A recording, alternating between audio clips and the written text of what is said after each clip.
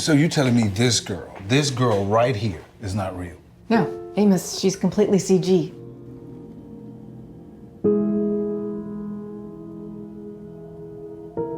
Just can't tell the difference.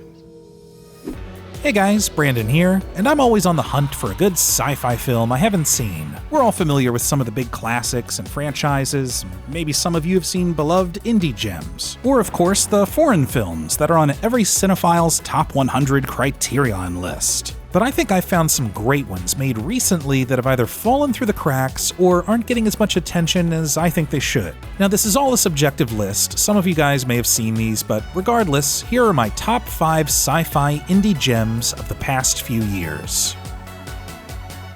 And as always, I want to give a special thanks to our patrons over on the Backfocus Patreon. Check it out if you'd like to help support this channel. I never tested it because I didn't have to, but all my calculations show it will work. Well, we're gonna find out. In Aporia, following her husband's sudden death after being hit by a drunk driver 8 months prior, single mother Sophie struggles with balancing work, parenting, and just severe depression. She's especially frustrated that the man responsible for her husband's death has yet to face any legal repercussions. I had my entire life stolen from me, and this asshole, he gets to what, just walk around like nothing happened? Enter Jabir, a former friend of Sophie's husband and physicist who's invented something unique. This machine is a gun that can fire a bullet into the past. All we need is a target. It was enough of a spin on the usual time travel lore to draw me in when I watched it, but then I was just moved by the story itself and how it unraveled. As you can guess, the idea, which is kind of an interesting variation of the trolley debate, would be to use the machine to kill the drunk driver before he would even be behind the wheel, thus saving her husband. Everything goes to plan, right? Baby. Oh my God. What's going on? You okay? I mean, it kind of works, but things get complicated. For example, Sophie feels guilty and befriends the wife and daughter of the now deceased drunk driver in this new timeline. And she thinks, hey, maybe we can use this machine to help them somehow. The snowball continues and just gets worse. My dad used to apologize before killing the spider. We're about to kill a human being. The consequences of the characters' decisions are very much grounded in reality, as much as they can be. As a longtime fan of stories involving time travel, I really appreciated how well everything was thought out, and the time gimmick doesn't get in the way of making this film a compelling interpersonal drama about guilt and grief. Please say something. It was the longest 8 months of my life. Also, as a side note, I was surprised and excited, delighted to see Judy Greer in a leading dramatic role. For most of her career, she's been relegated to best friends and romantic comedies, or like the mom for a split second in Jurassic World, or broad, funny performances in sitcoms. And say goodbye. No. And she's great at those, but with this film, she proved that she can carry the emotional weight of a dramatic story. Oh my God. Oh, baby. I thought it was 5. I need your help carrying a bag, though. You're still a couple miles away. What do you do after you pull off a big heist? Well, after you stare at a fountain and classical music plays, you should probably lay low, wait till that heat cools down, find a good safe house somewhere in the middle of nowhere, or just go to a faraway country for a while. In Things Will Be Different, brother and sister Joseph and Sydney, fresh off their own heist, go one step further, hiding in a different time. We're clear here and there. Now we wait for time to pass in our present. Then we head back and make sure we're clear. After turning some clocks around and entering a mysterious door and reciting a few key words into a rotary phone, Joseph and Sydney find themselves laying low in a farmhouse at some point in the past. Joseph is the one who was tipped off about this sweet fourth-dimensional Airbnb, although he doesn't know who owns the house or who his contact is. Now, as an experienced time travel connoisseur, you might be saying, what, it's just them from the future or something? What about the theory that it was us from another timeline. Now that one I really liked because it only makes sense to punish the stupidest version of myself for getting stuck in a place like this. Well, it's not that simple. It also doesn't end up being simple for Joseph and Sydney because they find themselves unable to go back to their time unless they follow very specific instructions from their contact. Now, I really liked this method of communication. So there's this safe that just appears with a tape recorder. They have to talk into the tape recorder to start a cycle. Hello? Close the safe, and at some point in time in the past and the future, their contact is able to access the safe and then record their answers into the tape recorder. You shouldn't be here. Also, by the way, they can't leave the house. Sid tries, but she just starts getting really violently ill. It's almost like time itself is making sure that it's not going to get all scrambled up with her messing around somewhere else in the past. With every turn, it's clear that someone else is in complete control.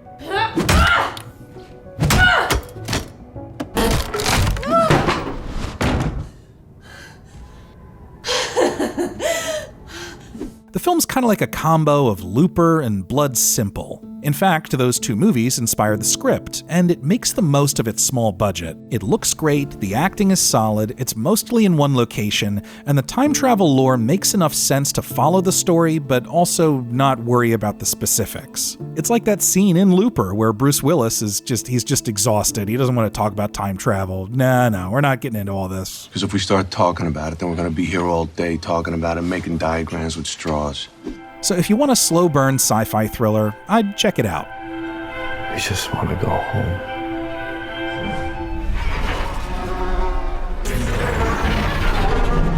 My first reaction to this film was, where did it come from?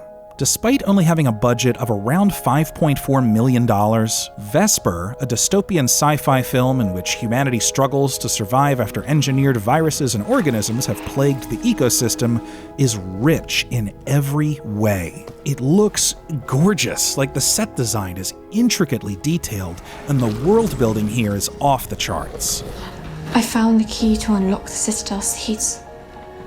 I can make them fertile. The story follows the title character, Vesper, accompanied by her paralyzed father communicating to her via a drone. I hate this place.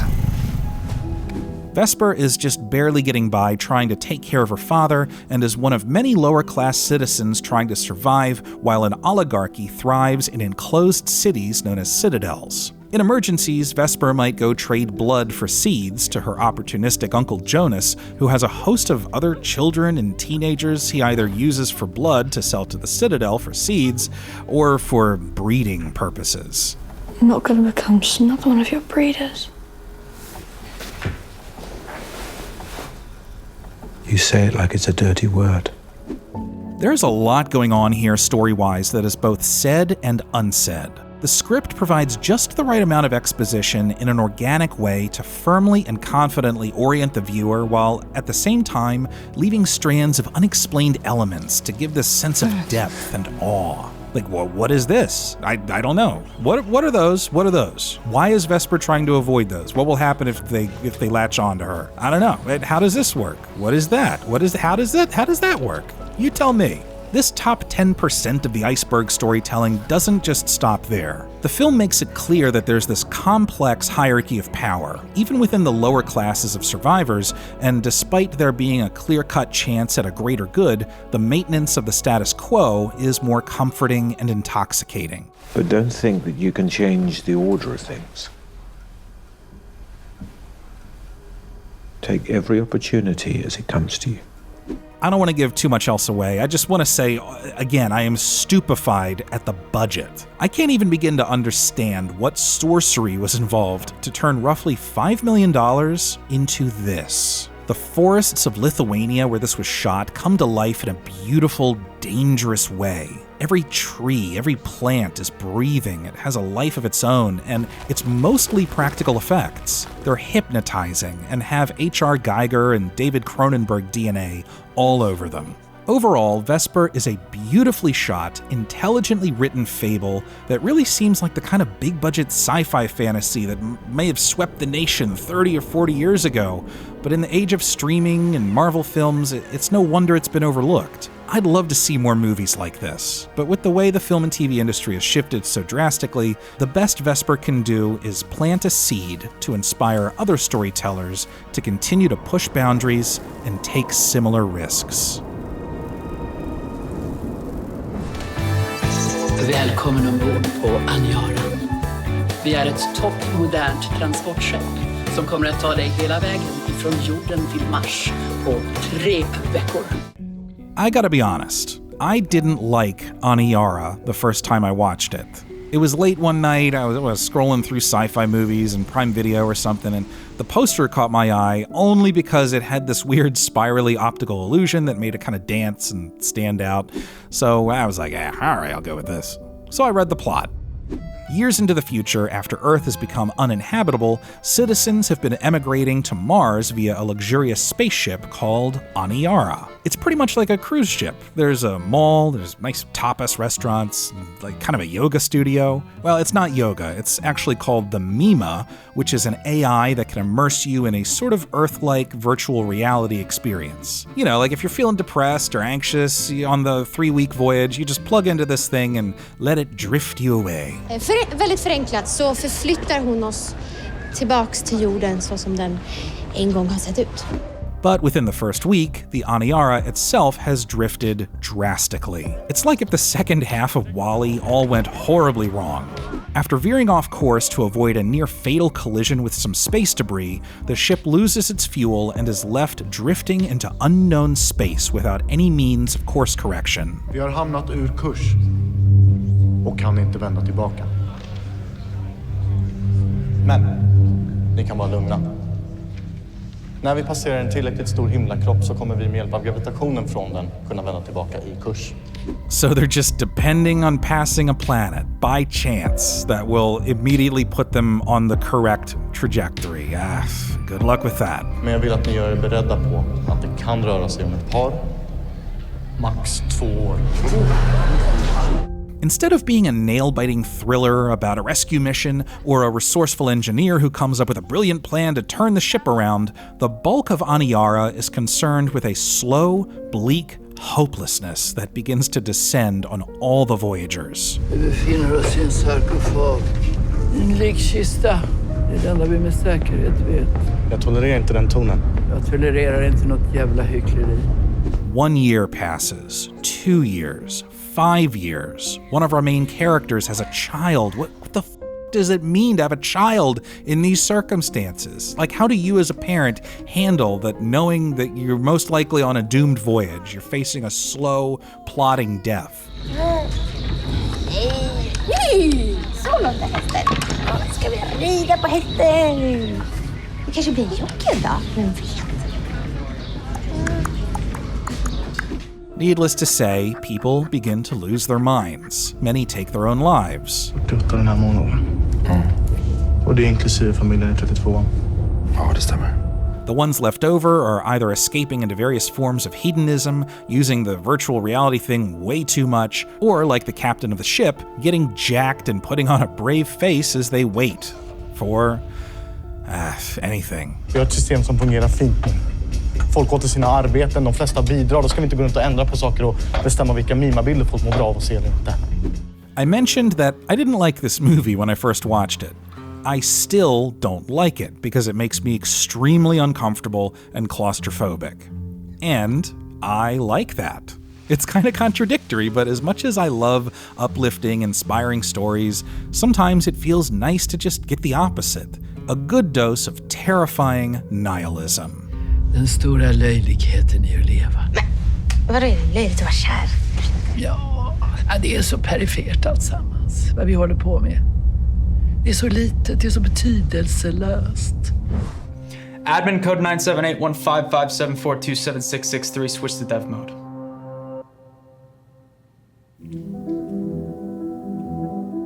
Hello, Cherry. Hello, Gareth.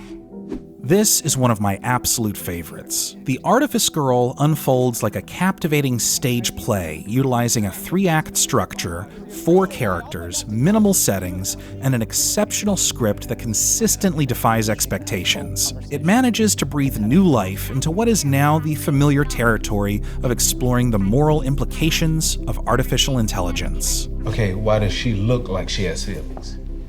What you're looking at right there, that's not a facial expression, right? That's a simulation of a facial expression. It was generated by an algorithm. It's attempting to produce a digital image that the program then uses basic 9th grade algebra to quantify as appropriate for the social circumstance. There's no feeling, it's just math. The film introduces us to Cherry, an AI that can look, think, and talk like a 14-year-old girl. Cherry was created by Gareth, a vigilante of sorts, who developed her in order to lure and capture pedophiles. How are you? I'm good. I just finished reading this book about a haunted house, which was supposed to be really scary, but I didn't think it was very scary at all. Where are your parents? My mom's at work and my sister's asleep downstairs. They almost never come up here. Gareth and Cherry begin to work with special agents to turn this whole thing into an official, ongoing operation. Of course, some familiar questions seem to loom over everything. How does Cherry feel about all this? Or does she feel? Is she self-aware at all? Does she have free will? Should she have free will? I mean, these are kind of your average AI questions you might throw for fun at ChatGPT. But what do you believe is the difference between right and wrong? I don't have an answer for that. Would you like me to search the web? And they're the same questions proposed in similar stories like Her or Ex Machina. But the Artifice Girl presents them in a dramatic and emotionally cathartic manner, and does it in a way that I truly haven't seen before. Do you consent to the merge? I think it's in the best interest of ICWL and of the Cherry team and of future children. But do you consent to it? Consent for me is not necessary. But will you or will you not give it? I'm not able to answer that question at my current level of general intelligence. One crucial element of The Artifice Girl is the performance of Cherry by actress Tatum Matthews. The film hinges on this performance, and Matthews pulls off this high-wire act masterfully. In terms of maturity and pathos, I can only compare her to Haley Joel Osment's mesmerizing performance in AI Artificial Intelligence. Technically, she pulls off the rather curt, clinical dialogue, that an advanced computer might spit out. There have been 4 confirmed solicitations submitted to ICWL in the past 7 days. 12 additional suspects have stated interest in solicitation and are currently pending. But when Cherry begins to express emotions, or maybe they're an accurate simulation of emotions, you don't really know, she goes above and beyond. Now, I would show you an example of that at this point in the video, but I genuinely don't want to spoil anything for you. I've purposely left out any footage from the 3rd act, so just check it out. Your question involves a lot of abstract variables. Matthew's performance is on another level that consistently keeps you guessing. As I was watching it, I found myself just trying to study every slight facial tic and expression for deception, just as much as the characters were doing, just looking for the cracks in the programming. The whole package is just perfect execution for an indie film. You got a solid hook, phenomenal writing that not only justifies the time spent in one location, but gives plenty of breathing room to explore the moral and philosophical pitfalls of the concept, and exceptional acting that helps wrap the story up in a deeply satisfying way. Shut down when you're ready.